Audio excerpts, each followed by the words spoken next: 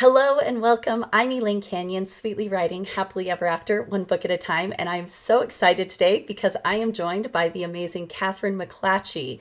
Kathryn runs Unleashing the Next Chapter, which is a marketing group that will help promote your book and help you with social media and get you going as an author, doing your brand work. And she's also a really good friend of mine.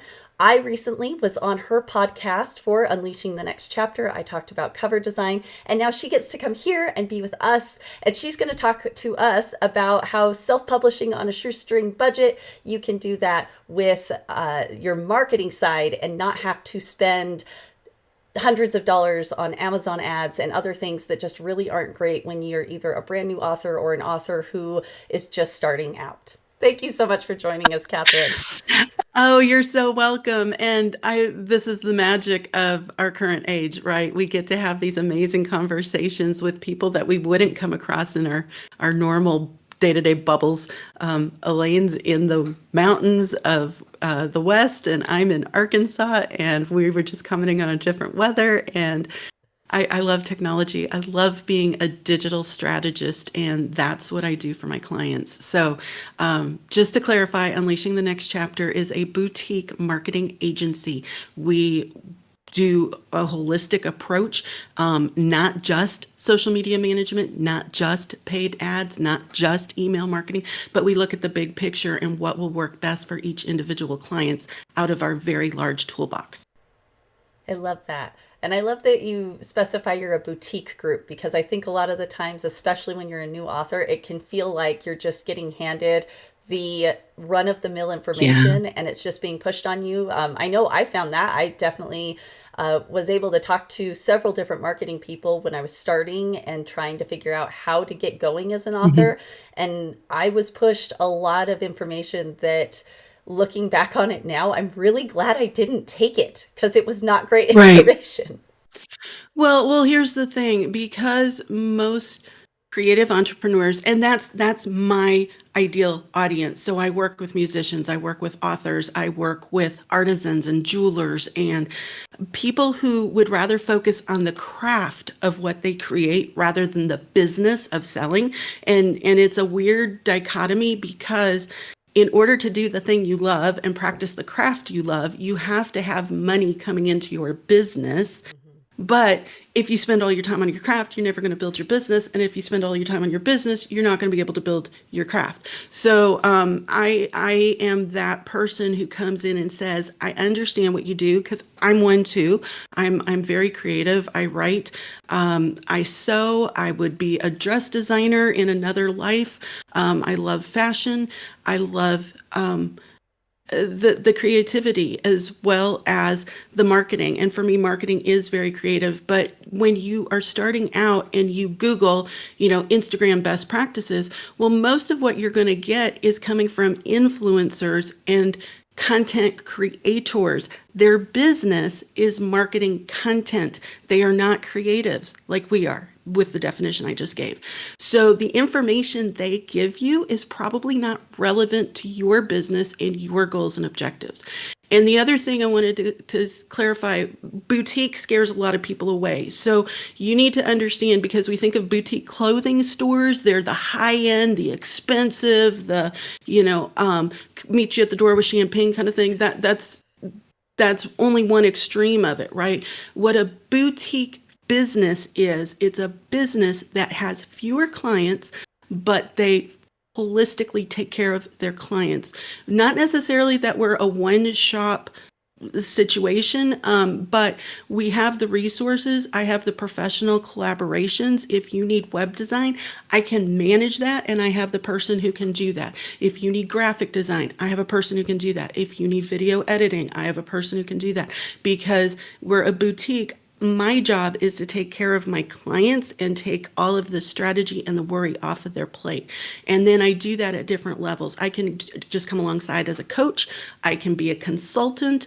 I can do your strategy and then turn it over to you to implement. Or I have clients that are like, I just want to write. I don't want to do anything else. Here's a retainer fee. Take my money. You do the thing. Let me know what results we get. So that's the joy of being a boutique agency. I can I can supervise everything for you. I take on very few clients. I know my clients well. I know their brand voices well. And the best compliment I get when I manage somebody's social and I'm doing their content and their blog posts and all the things is when a family member of that client says, wow, you've been so busy with all this stuff. And they don't realize it's me ghostwriting for that client.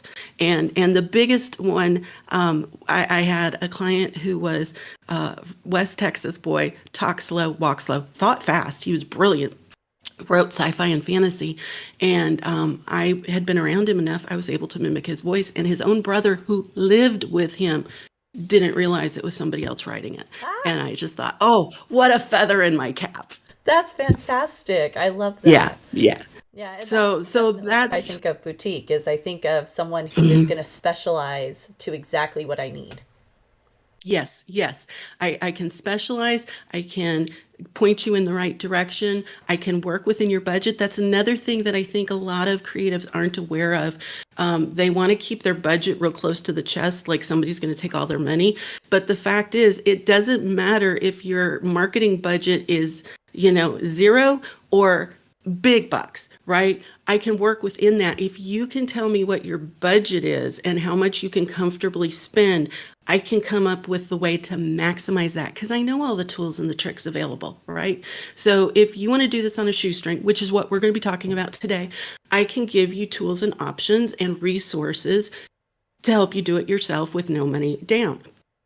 If you would like to spend a little money on coaching to have that very focused attention, but you still want to do it yourself, we can make that work.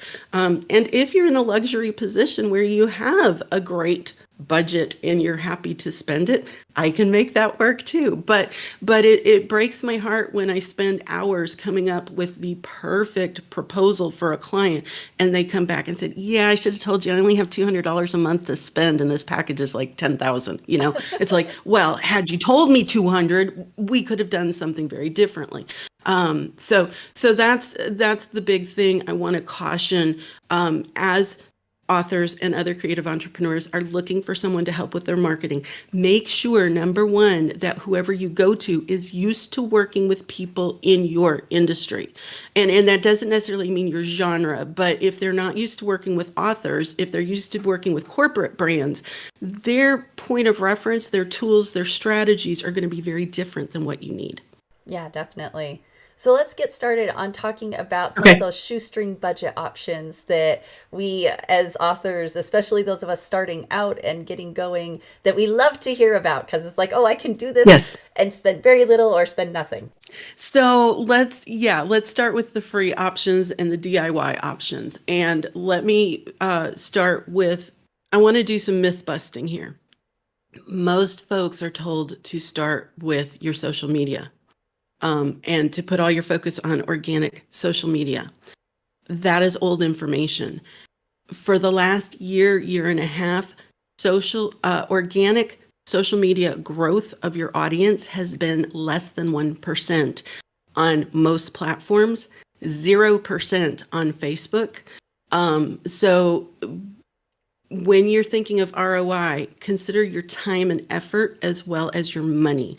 Because if you're putting most of your eggs in social media because it's free, and hello, we all know social media. Well, you may know social media as far as being on social media with your friends and family, but do you know how to use it as a marketing tool? Those are two very, very different things. I would strongly encourage you not to worry so much about your social media at this point if you're just starting out, as you need to have a blog, you need to have an email list, and you need to be focused on SEO. Now, those are scary terms because we're not as comfortable with that as we are social media. But the fact is, after paid ads, your SEO is the biggest driver of revenue. Your email list is your second biggest driver of revenue. And then blogging is third. Friends, blogging is not dead. And if we are writers, we should be nailing the blogging. So you can set up a freebie blog on Wix, on WordPress, on Squarespace, any of those type of tools. I'm a little partial to WordPress, because you can set it up free and easy, and it's made for writers. There's also a new player in that called Substack. You can set up instead of a website, if you're truly just getting started, go set up a Substack. Substack will serve as both your blog and your email list, and it has its own kind of social media platform within it for other Substack members, and it's growing by leaps and bounds, and it's free. But not only is it free, you can set up as you build your Substack email blog list, however you want to call that. Substack gives you the option of monetizing. So you can sell subscriptions. You can have a free option. You can have whatever price point, like $1 a month, $5 a month, whatever. You can have a donation button turned on. So Substack is free to use. However, if you do use it as a revenue source, they take 10%. Just be aware of that. So that's how Substack gets paid. But we're finding authors and journalists and other creatives that are making more money off of their Substack than they are off their book sales. So the first step is you got to have a digital platform, someplace where people can find you, right? Because if you're not online, you're not for real these days. So make sure if you have a website, blog, newsletter, those are your first steps. That is more important today than social media. Okay. The point of social media is to drive potential readers to your website or your email list, because that's where your conversions are going to happen. That's where your sales are going to happen. And that's where people can honestly find you and engage with you. So rather than putting all your eggs in the social media package, because the day of organic growth is over. And even on TikTok, you see that they have a lot of followers and they're getting a lot of virality, but they're not converting to sales. The statistics across almost all industries are showing that TikTok is a great place to be known. It is nothing for your sales or your revenue. So just keep that in mind. Think about your social media as a calling card. If somebody's, hears of you, they're going to look for you on social media to see if you have a footprint, to get a feel for your brand voice, to get an idea of, okay, I know this person kinda. Do I like them? Do I trust them enough to turn over money for their book and commit 10 hours to spending in their imaginary world? Right? So it comes back to, and you've probably heard this, the know, like, trust, but also convert is the fourth thing nobody talks about. You can have people know that you exist. You can have people trust you. You can have people like you. But if they're not going to convert to paid customers buying your book, signing up for your courses, whatever other whatever other side hustles that you're doing to earn money to support your writing, that's a huge factor. You got to think about the conversion. That makes a lot of sense. And I think that's something that I know for me, it's made a big difference to focus on making sure that my social media footprint has a purpose. And so all of my social Mm-hmm. media posts are pushing one of two things. They're pushing either to get people to download the book, or they're pushing to get people into my newsletter. And making that shift actually made coming up with social media posts so much easier, because Yes. I know so many authors are like, I don't know what to post. I don't have anything interesting to Right. talk about. Right. And being able to say, oh no, I have a purpose now, and every post should do something to help push me towards gaining an audience in a better environment I have control over, makes a huge Exactly. difference. So let's dig a little deeper there. So regardless of what channel you're using, email, blog, social media, whatever, you first need to figure out three things. You need to figure out who you're targeting, who's your audience, because the way you talk to, for example, the way you can come home from a party and your kids are at the door and they're asking, Mom, did you have fun? What did you do at the party? Right? You're going to tell them the truth, but your answer is going to be very different than what you tell your best friend the next day over coffee, right? And if grandma calls and says, Hey, I heard you had a babysitter and went out. How was the party? Your answer to her, also truthful, is going to be very different than what you told your 5-year-old versus what you told your BFF, right? So you need to figure that out. Who are you going to talk to on all of the channels for your purpose, right? So if you know that your ideal reader is a 30-year-old stay-at-home mom who, is urban and travels and well educated, well, you're going to talk to that person very differently than if your audience is a 65-year-old man who's, retired and retired farmer and is interested in history, right? So it's not that you're making a fake face, because that's what I hear from a lot of authors going, I want to be authentic. You are being authentic, but you have to be authentic in a way that your ideal audience can appreciate and understand you, right? So that's the first thing. Know your audience. Make sure you're talking specifically to them and using references and terms and humor that they can appreciate. The second thing is your purpose, right? There are three purposes here. We're doing lead generation, we're doing lead nurturing, and we're doing lead conversion. It's all about the leads, which is your audience, right? So anytime you sit down to do an email, a blog, a social media post, whatever, you need to think first, what's my purpose here? Am I trying to build my leads? Am I trying to get people on my newsletter subscription? Am I trying to get people to buy the book? Am I trying to get people just to like me? All of those things are important, but you got to start with the end in mind. What's the goal here? And then the third thing is, what's your brand voice? How do you want to be known? You do not need to have your whole life on social media or in your blog or, whatever. You need to pick 3 to 5 pillars, if you will. Some call them bucket items, some call them pillars. But what do you want to be known for, right? I know, Elaine, you talk about Sweetly Ever After. So the way you speak to your audience is going to be very different than if your audience was teenagers falling in love for the first time, right? Clean romance versus spicy romance. You're going to talk to your audience very differently, but your purpose is going to be the same, right? You're wanting them to know what you write. So I would imagine if you're wanting a married audience, perhaps, or ones that want to be married, on your social media, you'd be talking about date night with your husband, challenges with getting a date night with kids in the house, these type of things. How do we stay happily married? Right? The Disney leaves us at the wedding. We never get to see the ever after, right? And a lot of people, sadly, they spend so much time and effort getting married, and they don't put enough thought in staying married. So that's a definite thing that you can consider part of your brand voice. If you're writing fantasy, then your brand voice is probably going to be very different.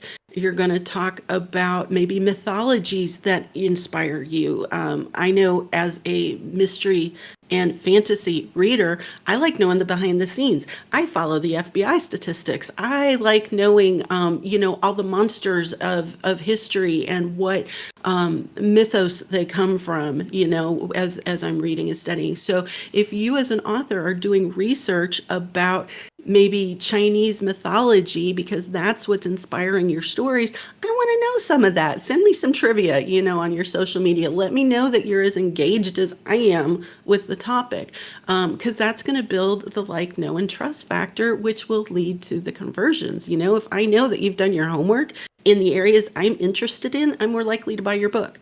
So again, all of these things are really important factors as you're trying to figure out, what do I write about? What do I post about? Figure out what you will write about, your 3 to 5 bucket list items, and then also figure out what you will never write about. You will never see me posting about my kids.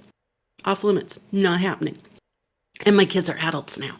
One I did a road trip with, and I asked permission because I'm spending 3 weeks in a truck with him, right?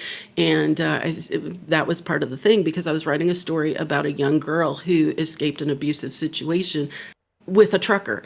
And so I needed to make sure all my facts were straight, and my readers were asking me questions. And so I was interviewing him like every day, and he was showing us stuff on the truck and the big rig. And you know what? My Instagram blew up those 3 weeks because people were so interested in the stories that I was posting, and I was asking their questions. Okay, what does a trucker shower look like? Can you take showers on the road? So one day in the shower at the truck stop, I showed them what it was like, and they're really nice. Some of them, some of them are really awful, but some of them are really nice. But it's just those behind the scene things that make you a real person and build a relationship with your audience. So I know we went a little off track, but those are things. If you're just starting out, if you have not published a book yet, you can do all of these things. You don't need to wait. Matter of fact, if you wait until your launch, it's too late. You need to start building your audience as soon as you think, hey, I think I want to write a book. Okay, well, let's get those domains, get those handles reserved. Go to a site like Namechecker and make sure you can get the same handle across the board, because it's so much simpler. If you're starting out from scratch, that is the first thing you need to do, is make sure you have a name that you can get everywhere. And that is 15 characters or less. So a lot of, like Twitter, your handle has to be 15 characters or less. There's a couple other platforms that require that. But the other thing is, if you're getting a domain name, like I got Unleashing the Next Chapter as my domain name, and that is a pain in the backside to type in every time somebody wants my email. So knowing what I know now, I would make my domain name much shorter, just to make it simpler. But go ahead and get that and start building a online reputation and an online brand. Who are you to your audience? Who do you want to be known as, and what do you want to be known for?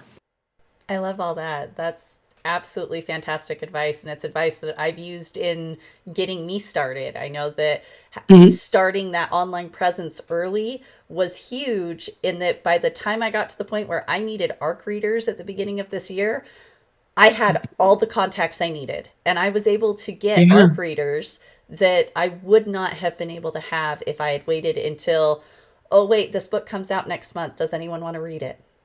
And then Yeah. realizing, wait, I don't Yeah. have anybody and I don't have a way to do this, and floundering and releasing to crickets. And instead, I released Right. with bookstagrammers behind me that loved the book and gave me 5-star ratings, because I had been building relationships with bookstagrammers for over a year, and I'd been building an email Hmm. list, and I'd been working with other authors for over a year before my novella came out.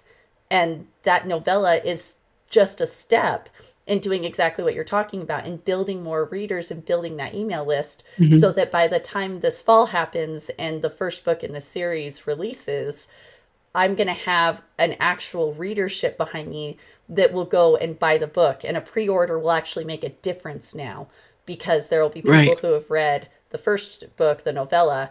And so the actual novel, when it comes out, that's something that they're going to be willing to spend money on because they've already read this thing.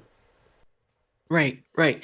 And exactly what you said. Don't wait until launch to set up your social media or to start building your following or to contact a marketing person, right? You need to, your launch should be 6 months prior to release. I mean, your launch cycle starts 6 months prior. So I know a lot of people are like, oh, what if my book's not done in time? I want to wait until it's done. Well, okay, we can wiggle that date, but you need to have your tasks and your to-dos and your audience built way before that book is released. If you want to talk to somebody about taking over your marketing, you need to do that way before. I get calls all the time. I'm launching in 30 days. Can you take over my launch? Nope. Sorry, should have talked to me 6 months ago. Number one, I may or may not have an opening for a client. Number two, onboarding a client is a month in itself if we're going to do it right. Okay. So I tell everybody, the first 3 months, you're not going to see big results, right? First month is onboarding. I need to make sure that you've got a good foundation. I need to make sure that everything's clean and working. You'd be amazed how many times I get into somebody's email list and come to find out their emails have not been going out, period, or that they're not in compliance with all the email marketing laws. You are a business. You have to pay attention to that. And Google and Yahoo and MSN just upped the playing field in February. So there's a whole new list of requirements now, and they will block your emails in their client manager. So say you are not in compliance as an author sending out bulk emails. I use Gmail. I'm on your list. Gmail is going to block it before it gets to me because you're not in compliance. And they may or may not bother to tell you that. So I go in that first month and I make sure that we're in compliance. I make sure that your MailerLite or MailChimp or whatever is set up properly. I make sure your automations are in place. I look at SEO. What happens when I Google you? Are you showing up, and are you showing up positively? Are there problems that we need to address on the back end with your search engine optimization? Your blog. Is your blog going out by RSS, or is your blog just if people stumble across your website and happen to read it? These are things that we can automate as well. So there's a lot of tech stuff on the back end.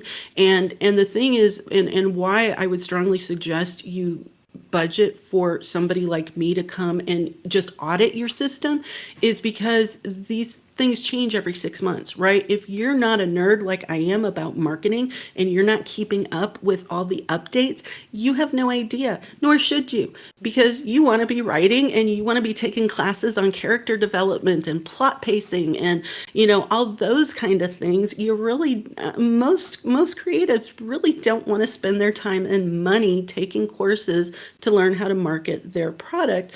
But it has to be done. And because internet changes so fast, so often, you really need somebody dedicated to keeping up with it. Otherwise, you're going to have to relearn this every time you want to launch. And it will change every year to every 2 years. Everything is different. So what I was advising during COVID, very different than what I'm advising now. TikTok changed the game for everybody. And because everybody had time at home, people were like nothing to viral in a heartbeat and building these huge followings. What we know now is people were scrolling for entertainment. They weren't buying, they weren't connecting. So, it gave a very false impression to those who thought, oh, look, I can get a bunch of followers on TikTok. I'll put all my eggs in that basket. And then they found out it doesn't convert. It didn't matter.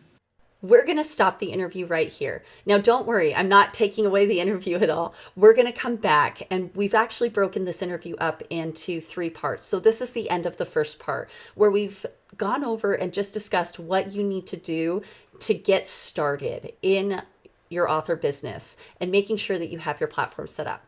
Next week, we're going to talk about what that next step is. You've released your first book and you're starting to grow that platform. You've got people following you. What do you do next? So I hope you'll tune in and come back for next week when Kathryn explains to us what those next steps are and how you move forward after your first book is out and you've started to build that following.